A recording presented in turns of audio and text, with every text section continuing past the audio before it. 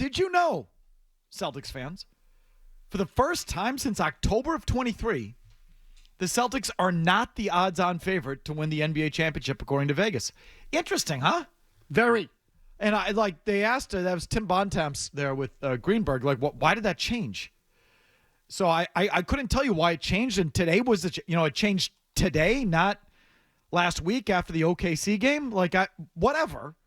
It's the first time realizing it. The Celtics are no longer the odds-on favorite to win the NBA championship, which they have been for 18 months, basically. A year and a half straight. Yep.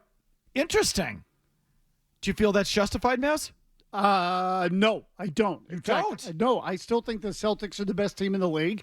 I think they have the best roster in the league. I still think that they are the team to beat. Does that mean that I wouldn't give Oklahoma City a chance? No, of course I would give Oklahoma City a chance. But, to me, I do think the fact that you have a team that has already won it, proved it can win it, versus a team that is still, I'll say young and developing. What's Chet Holmgren in his fourth year? To give you some sort of idea. When the Celtics were at that stage, they could advance to the conference final, but they would ultimately lose. And even if they got to the final, they didn't have quite what it took to get it done. So I think there is a development that has to take place there for most teams. And so until that is proven otherwise, I will stick with the Celtics as the team to beat in the NBA. I still think they are. Yeah, I don't buy it. And now that they're not the favorite, and I know the number, they're plus 225. I mean, I wish it was a little higher, but I like that for my wallet. Now I'll put some money on them. I still think them at their best is still better than anybody else, especially in the East. But with OKC being the favorite, so I should have probably done this research before I came in, but I'm asking, what's the last up-and-coming team that hadn't made a conference final, like Oklahoma City, that then just broke through? Was it Toronto with Kawhi? Because I asked you last week, Milwaukee had made a conference final and then lost, but then broke through and won with Giannis. It happened with the Celtics. They made the final, but lost to the Golden State Warriors, and they had deep runs prior. What's the last team to do what OKC could do? I still think you got to maybe get there or get to a conference final, take your lumps, and then they'll be back and be a real threat to win it next year. I think this is a lot of recency bias going on with the Thunder. They're a really good team. They've been a bad matchup for the Celtics, but I don't buy them as the favorite to win the championship this year. So we're going to start off talking Celtics. You want to join us? 617-779-0985. Is this another case of the Celtics being overlooked, underestimated, disrespected? Yeah, I think a little bit. Yes. Yeah. Yes, I think it is. Why? Why do they continue to get that? Because I think why did they continue to get that? Why does Jason Tatum continue to get that? This is a topic that Celtics fans have trouble with, but try. The argument is not that you're not deserving of top billing. You are deserving of top billing. You and your best player are deserving of top billing. Why don't you get it? Why don't they get it? So I think there are a couple of issues. One is that their star player is regarded as soft, whether people believe that or like it or don't. So now, is he tougher than he used to be? Yes. But I think around the league, people look at Tatum and say that he is soft. Secondly, I would tell you that the style of play, I think, works and gets them. It's a finesse kind of style. I don't think people think the Celtics are physically tough. And I know people really don't want to hear this. People in the league, like Shaq, Barkley, and I'm talking maybe even players, okay, look at the Celtics and say, boy, everything went right for them to win that title last year. They didn't have to play anybody along the way. It totally fell into their laps. They were the best team in the league, but none of the teams that could have beaten them actually were put in position or, succeeded in getting there. It ended up being a cakewalk to the final. So I think all those things are still on the table, and they're held against the Celtics. And until the Celtics win another one and say, how many times are you going to disrespect us, that people are going to continue to say it. And I think also NBA talking heads nationally, and then this leaks into Vegas, fall into this trap of best player, best team. And so because Shai Gilgeous-Alexander is having such a phenomenal season, he's going to end up winning the MVP. They look at the way he's been going, especially recently, and say, well, he's so good, they're the best team. They're going to win. It's just MVP, best team, they're going to be the favorite. I do think, though, it is coinciding with just the NBA world not being all in on the Celtics or Tatum like they should be, frankly. And I think it's a similar story with Tatum. I'll tell you what came up in the conversation on ESPN. I'll play the sound later, but I'll just tell you what it is now. Greenberg and Bontemps went on to talk about, well, Greenberg said that a couple of years ago, the last couple of years up until last year, when he followed it closely, like on the NBA desk, he saw them lose a NBA Finals to a Golden State team that they should have beat. Then he saw them lose a Eastern Conference Finals to a Miami Heat team that they were much better than. And he asks, are we sure they're fully over that? Because no one really tested them last year. They were that much better, and injuries in the field and just circumstances being what they were, no one ever really gave them a test. But in his mind, the last time he was, up until last year, there's some losses to the Heat. You should have beat that team. Lost to the Warriors. You were better than them. And it's just so stuck in their head. Are we sure they're fully over that thing? Are we? No, I'm not. I mean, again, I have felt this way from the very beginning. And look, I know you can't take championships away. I'm not saying that. Boy, you'd love to, though, wouldn't you? I'm just telling you, Murray, that again, could it have gone any more smoothly than it did? Oh, no. I mean, how many guys had to go down for the, and I say go down. I'm not telling you they were playing great teams in the East anyway. But even when they did face a team that got there, they lost their best player. I mean, let's put it this way. Was their medal tested last year? No. So, that's... And their toughest challenge in the playoffs was Indiana, and they swept them. It's sort of a broad thing to say, but, their mental, physical, they're physically tough. There's no doubt about it.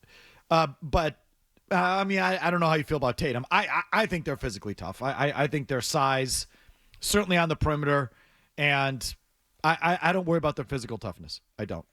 Mental toughness, their mental, that sort of thing, when they get pushed, like anybody. So... I still think that's a little bit of an open question. They just so do I. I don't hold it against them. I don't take the banner down, but they weren't tested in that way last year. They just weren't. I mean, what happens when? I always think this is the critical sort of element of most champions. What happens when you get behind in a series 2-1, or you get behind 3-2? So is it over? They've not with them necessarily. They did it to the Bucks.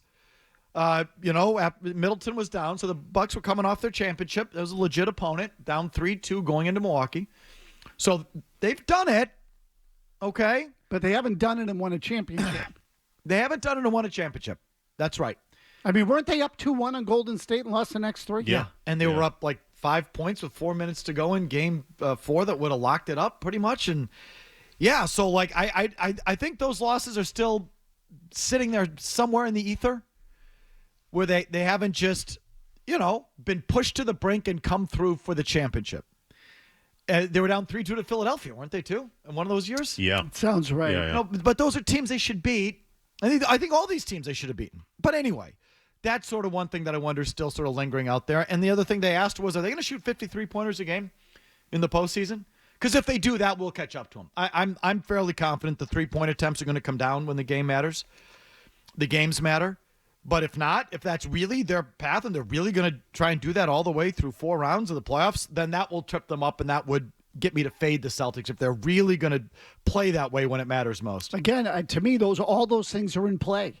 They're all in play. And look, just the sheer nature of the style of play in the playoffs will minimize some of the 3-point attempts, and the games will be closer as a result. I think logic suggests that. Again, last year, they Joe Murray was saying they're a front-running team. They're going to front-run their way to the championship. And they did. So what happens if it's not a front-run the whole way? I still think that if you pop them in the mouth, and I say that figuratively, that if you are the kind of team that knocks them down and you get them behind, they doubt themselves. Mazz, do they need Kristaps Porzingis healthy to win a title? If they face good teams, yes. Okay, let's say they're going to face good teams. Yes. Yeah, they do. Again, it creates mismatches for them. So they're going to need him around the rim, because if teams can go to the basket at will, and they might miss him more on that end of the floor, frankly. I felt this way last year, but no one was able to exploit it. If they, on the defensive end, they just need the wingspan in there. And to be able to, you'd say, well, Cornette can do it. Not the same way Porzingis can, because he plays both ends of the floor. So to me, he's a factor in there. I say yes. I don't think they're going to be able to beat good teams without him. It helped, but I don't think they're doomed without him. Especially, I think Derek White is maybe one of the third best options in the league. So, I mean, yeah, he's the unicorn. He'd be a big help. You should be able to win it without him. Shouldn't need him. If Tatum is what we think he is and Brown is what we think he is, and their role players outside of Porzingis are what we know they are, no, sorry. I still think you're better than OKC without Porzingis. I think you're better than the Cavaliers without Porzingis. You should be better than the Lakers without Porzingis. You blew them out of the building and ran them off the floor last month. Yeah. Holmgren would be a problem. Agreed. Holmgren would be a problem. And again, the big thing to me is if you get into those games where there's resistance, now every bucket matters. What happens when you don't have the tree standing there in the middle? I'm just saying, if Tatum's a top 3 player in the league and Jaylen Brown's a top 10 player in the league and Drew Holiday is the ultimate role player, playoff, talk about metal, playoff tested, battle tested perimeter defender, and Derek White is as good as we know that he is, and you're doing everything that you should be doing, you should win the championship without Kristaps Porzingis. In fact, I predict it. If and when you win another NBA championship, just like last year, Kristaps Porzingis will not be central in it. And if you come up short with or without him, something probably went wrong. Finally, before we take your calls here, are you ready for the next Peyton Pritchard, Mazz? Are you ready for the next great, overrated Celtic role player at the end of the bench? Oh, yeah. No. I already put out a video of him online today. To capture the fans' imagination? It's what fishermen would call a lure. I always have the pleasure when I'm driving in to do TV late at night, have Joe Murray on. I was getting immediate Austin Reeves compared. You now have, oh folks, my God, Austin Reeves on the end of your bench. I think that's fair. So the latest in a long, long line of overhyped, overpumped, bridgy Celtic bench players is upon us. If you like that clip, check out more videos from Felger and Mazz here. For more Celtics analysis and opinion, hit this playlist. And for all the latest from the Sports Hub, download the app at 985thesportshub.com.